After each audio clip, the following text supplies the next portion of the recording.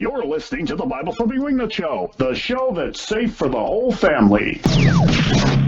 So you're saying chemical reactions can create things like the laws of logic? I'm not saying that, no. Okay, so what created the laws of logic? Laws of logic being, what are we talking about? Excluded middle and all of those fun things? Well, non-contradiction. We'll start with the first law. Okay. Mankind codified that as an observation of how the universe is and how it acts. So they recognize something. Do we need a human mind for that? To say that for the laws of logic. And A is not. I mean, A is not A. Yeah, I think that's. We would need a human mind or a similar mind capable of confirming it. Yes. Okay, good. So we need a human mind. You're saying, or a similar. Before there were humans, could the universe have existed and not existed at the same time in the same way? No. No.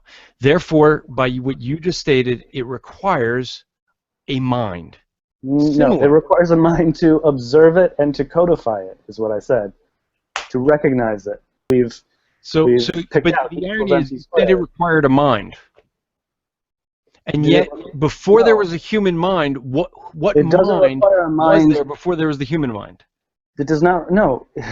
If tomorrow every mind on this planet ceases to exist, at least let's assume, for the purposes of this discussion, that there aren't any intelligent creatures on any other planets orbiting any other stars anywhere else in the known universe. The universe continues to act as it does because that's how it acts. And there are no minds to sort of assess it and come up with E equals MC squared and write that down on a piece of paper. That's viciously circular. Yeah. Not only that is the chance of that happening is so mathematically impossible. I'm not suggesting that people will go extinct tomorrow. I'm saying the point is you say you want to talk about reason, and yet you believe something that's mathematically impossible to be true, but you're going to reject any evidence that would say anything contrary to it. You're not providing the evidence. You're saying the negation No, you're not of the contrary. There's a big difference between not providing and not accepting. You're not providing evidence for a God. You're saying that the not God option is not valid. That means that the only option left is God. Right. You haven't proven the not God, for one thing.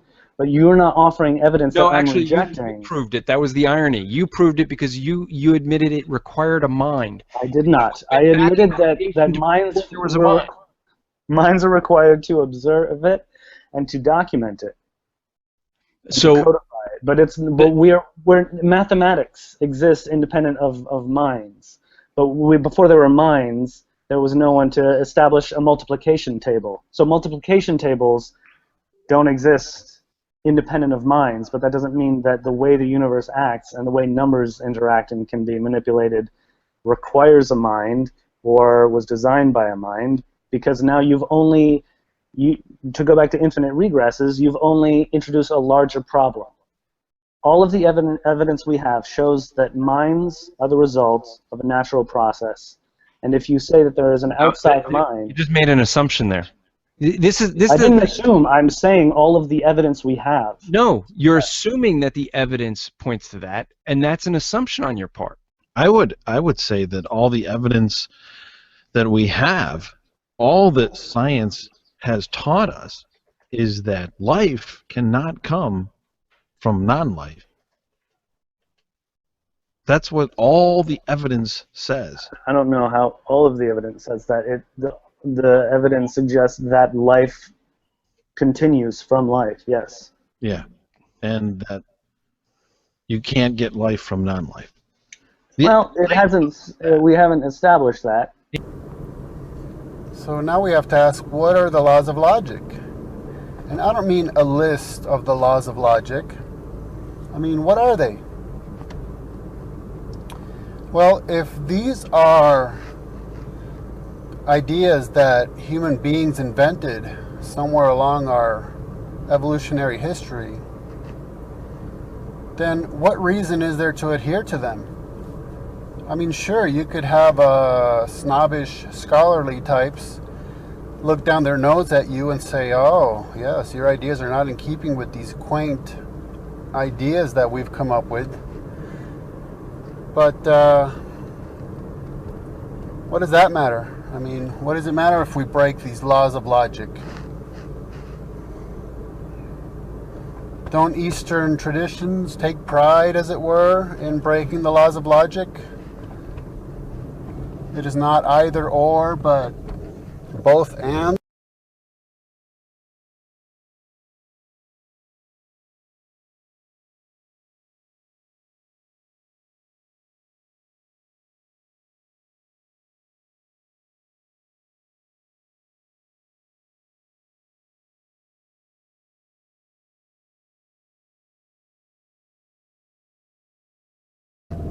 So what would it mean if we broke the laws of logic? Well, if human beings invented these laws, then it might be looked down upon for the current state of intellectual affairs to break them. But it would mean, for one, that there's no imperative to not contradict oneself. That is, it is not part of the furniture of the universe, as it were, to contradict oneself. There's no imperative in a godless universe for not contradicting oneself. Because, see, a contradiction would mean that either one or another statement are inaccurate. Inaccurate in that they do not reflect the truth of the matter. But there's no imperative in a godless universe or a God-free universe to seek truth. Now, it may be advantageous in certain circumstances, because one could most certainly employ ascertaining empirical truths as a Darwinian survival mechanism. But of course, one could live completely deluded and still survive. That would be a form of Darwinian survival mechanism. In fact, that was basically Freud's concept of religion, something that human beings invented in order to have a consoling delusion, right? So according to Freud, one could very well survive whilst basing one's worldview upon a delusion. So already we're being asked to adhere to many things that are not imperative, but are just being foisted upon us, demanded upon us, due to some kind of current intellectual, scholarly, academic craze, right? Maybe a fad, who knows? Maybe in the future of evolution, such things will be seen as irrelevant, ascertaining empirical truths, not contradicting oneself, what have you. Now, if human beings invented the laws of logic, then does that mean that before human beings evolved to the point where our haphazardly evolved brain could fire and could experience biochemical reactions in such a sequence that resulted in the laws of logic? Before that happened, could it have been that the universe both existed and also did not exist at the same time and in the same relation? A sort of ginormous Schrodinger's box, I suppose. I mean, is that really what we're getting at? Well, it would seem that the laws of logic are merely what we refer to as our description of observations. After all, we do not discover the laws of logic through our senses. We cannot touch them, we cannot taste them, we cannot hear them unless someone's speaking them. and we cannot see them unless someone writes them. And when they're speaking them and writing them, they are merely expressing observation. Well, observation of what? Observation of the manner in which the universe functions. So, if we can reasonably, it seems to me, conclude that there was never a time when the universe could have existed and also not have existed at the same time and in the same relation, then it would seem reasonable to further conclude that the laws of logic are eternal. Let us consider, for example, the law of non-contradiction, which is the one I brought up about the universe. A cannot be both A and non-A at the same time and in the same relation. Now, could that law ever change? Could it ever be that something could both be something and not be something at the same time and in the same relation? We have no such experience that that could ever possibly happen. Which would lead to the conclusion, a reasonable one, or so it seems to me, that the law of non-contradiction is an eternal law.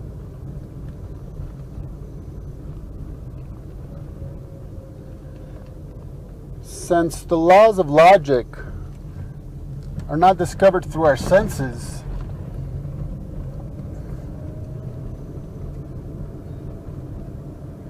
they would be well described as ideas. So it's reasonable to conclude that the law of non-contradiction cannot change and is therefore eternal. Now, since it is in and of itself an idea, well, this means that it's an eternal idea. And an eternal idea would have to reside in and be the result of an eternal mind. And this eternal mind is that which we call God.